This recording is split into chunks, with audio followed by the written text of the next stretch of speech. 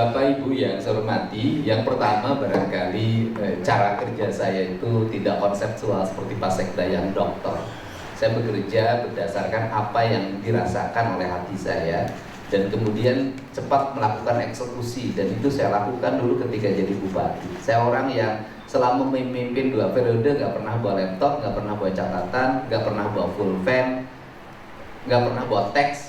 Saya hanya mengikuti apa sih yang terjadi di alam ini, kemudian apa yang harus saya lakukan. Nah, pertama saya mohon maaf saya belum menjabat ya, tetapi saya ingin sebelum menjabat ini saya membuat jalan yang terbuka agar ketika sudah dilantik saya tinggal mengeksekusi, dan sudah terjadi sebenarnya sudah lama berjalan. Yang pertama, saya termasuk orang yang tegas, saya orang yang mengikuti ajaran leluhur sudah. Ajaran leluhur itu ajaran karuhun. Ajaran karuhun itu ajaran apa? Ajaran kemanusiaan, ajaran ketuhanan, ajaran nilai-nilai yang mengajarkan tentang manusia, yang dia harus baik dengan alam, baik dengan sesama manusia. Itu ya, nah perspektif ini yang saya pakai untuk membangun apa sih dalam generasi ke depan. Saya ingin membangun satu literasi dalam pikiran orang Indonesia, pikiran orang Jawa Barat, bahwa mereka itu punya leluhur yang punya peradaban. Saya sekali lagi tegaskan, mereka punya leluhur yang punya peradaban tinggi. Yang menjadi problem adalah hidup kita selama ini tidak pernah mau belajar pada mereka. Kita meninggalkan mereka, kita membelakangi mereka. Sebagai contoh konsep rumah saja, kita membutuhkan sungai tapi kita membelakangi sungai. Kita menghinakan air dalam setiap hari, menghinakan. Ketika hujan air kehilangan tempat, seluruh tempat dibeton. Ketika hujan air kehilangan tempat berteduh, seluruh gunung dibakar. Ketika hujan air kehilangan tempat, bagaimana dia diam, maka seluruh pasir batu diangkat. Jangan-jangan kita termasuk kategori orang yang murni.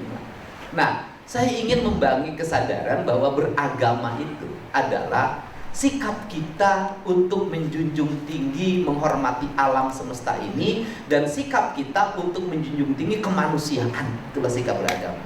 Nah, inilah yang ingin dibangun dalam frame pendidikan Jawa Barat istimewa itu. Maka ke depan, frame pendidikan Jawa Barat adalah anak-anak yang naik kelas adalah anak-anak yang punya budi pekerti. Walaupun dia pinter, walaupun dia hebat, tapi tidak punya budi pekerti, dia tidak punya hak untuk naik kelas. Kenapa? Pendidikannya gagal. Nah, karena itu yang menjadi perspektif, maka harus dimulai dari guru. Gurunya bagaimana?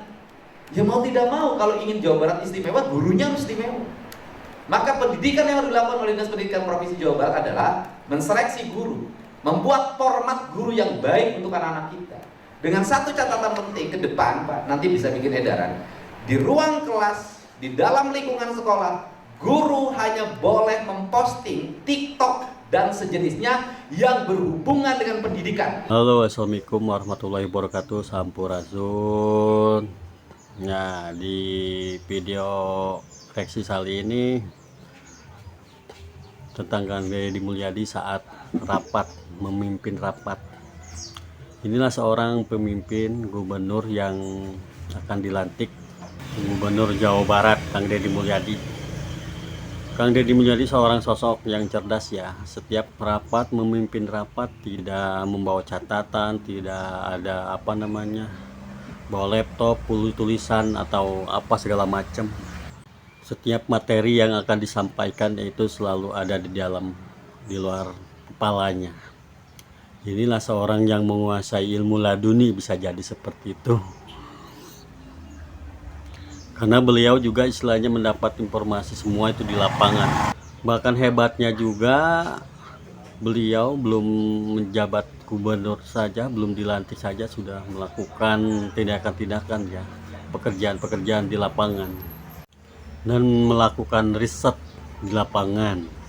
Dan semua program kedepannya penuh dengan perencanaan yang matang sebelum melaksanakan eksekusi di lapangan, dan menanamkan cita-citanya kepada siswa-siswi, yaitu budi pekerti yang luhur, etika, adab, dan penuh perasaan. Itulah program Kang Deddy Mulyadi, program yang penuh perencanaan yang matang, sangat positif. Sering saya mengatakan bahwa Kang Deddy Mulyadi ini, beliau ini adalah seorang visioner, seseorang yang memiliki visi misi menciptakan masa depan yang lebih baik, memprediksi masa depan, sesuatu hal yang tidak mungkin menjadi mungkin, real, akan dilaksanakan sesuai harapan. Itulah seorang Kang Deddy Mulyadi, seorang visioner, seorang yang cerdas. Saya doakan sehat selalu, panjang umur Kang Deddy Mulyadi. Salam hormat Kang Deddy Mulyadi. Rampes.